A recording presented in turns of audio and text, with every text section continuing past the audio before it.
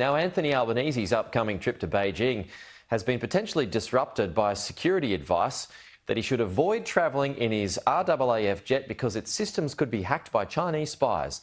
Someone who knows all about this is the Shadow Home Affairs and Cybersecurity Minister, James Patterson. James, how timely to have you on this morning. So is the threat of this, the PM's jet being hacked, is that a serious one?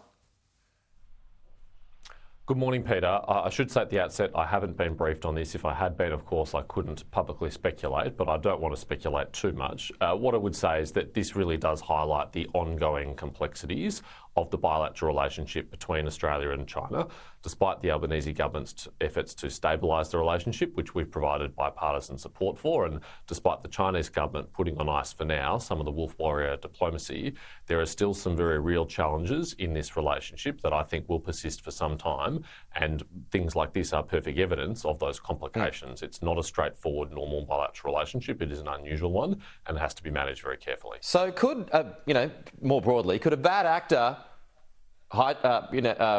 disrupt a plane, hack a plane? There's an awful lot of things you can do to the very sensitive electronics on those planes, the sensitive capabilities that those planes have. I think the broader context here is important. ASIO assesses that espionage and foreign interference is our number one security challenge. And it is the Chinese government which is the number one source of those threats. The Chinese government is also the number one source of the state-backed cybersecurity threats facing our country. So if you think about that, and if you think about the sensitivity of the things that might be on a Prime Minister's plane that's operated by the Defence Force for the Prime Minister, you can understand why leaving it on the tarmac overnight in Beijing does involve some risks. So maybe it's just best to fly Air China because, Chinese hackers aren't going to hack one of their own planes. Well, I mean, truthfully, that would be an unfortunate situation if the Australian government can't safely operate one of our own planes for the Prime Minister and his entourage to go on an important bilateral visit. We must be able to find appropriate mitigations to make sure that the Prime Minister can do that. And frankly, we should have some ground rules and some expectations of our partners about things that they will and won't do to our sensitive capabilities if the Prime Minister is there as part of a goodwill gesture, frankly, of a relationship that's been under real strain because of the actions that the Chinese government took against Australia, including their unjustified trade sanctions and their ongoing arbitrary detention of 2 Australian citizens who we believe should be released. OK, yeah. So just finally, to be clear here, you're still of the view that the Prime Minister should go to Beijing? The Prime Minister has to weigh up very carefully the benefits and costs of doing so. The most important thing I would say is that it's not a trip on which any concessions should be made for the Australian side, because it was not the Australian side that contributed to the deterioration of the relationship.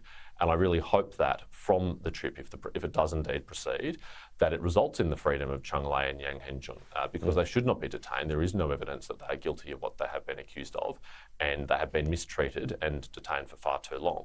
I also hope that the remaining trade sanctions against Australian industry is lifted. OK, moving on to Claire O'Neill. She's accused Peter Dutton of starving the immigration system of resources and allowing criminal syndicates of exploiting weaknesses. She is your opponent at the moment, James, so what's your response to that?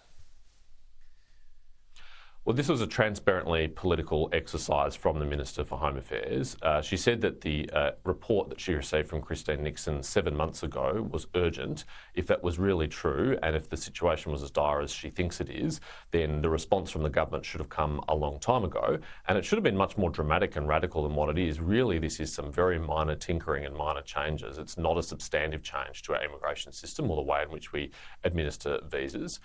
This is clearly an effort on behalf of the Minister to try and damage the legacy of the previous government, and including very particularly to target Peter Dutton.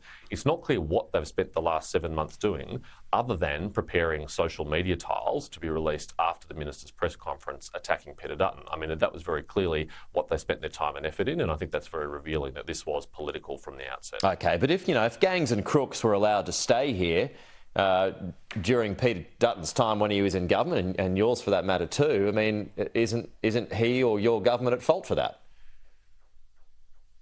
I'm very happy to compare our record on border protection and national security with the Labor Party's any day of the week. Let's remember, when they were last in office, they presided over a human misery on a massive scale. People dying at sea, thousands of people illegally coming to Australia. We fixed that. We turned that around. We secured our border.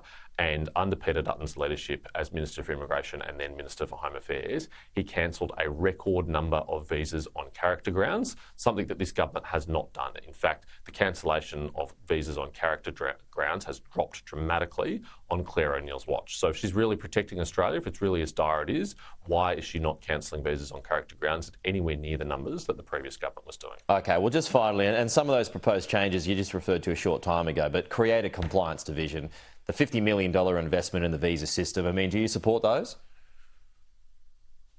Well, we'll look at the detail, but actually what that describes sounds to me like things that are already in place. Of course, there's already compliance measures and checks in place, and if they need to be tweaked to improve the system, we'll be sensible and bipartisan about this because more we staff do needed, care compliance staff. about protecting Australians.